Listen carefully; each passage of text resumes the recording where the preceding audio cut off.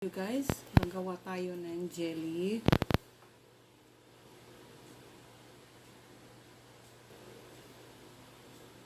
Jelly milk ito guys, so 1/2 cup na sugar.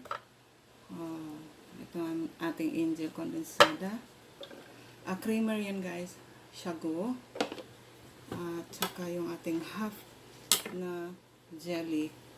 So meron din akong 1,000 cup na 1,000 liter na water. So, slice muna natin guys yung ating jelly. Ito na siya guys.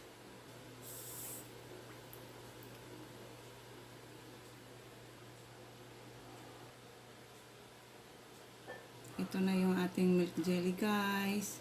Alright guys, ito na yung ating jelly. Ayan. So, pwede pang business guys. Thank you so much. Bye!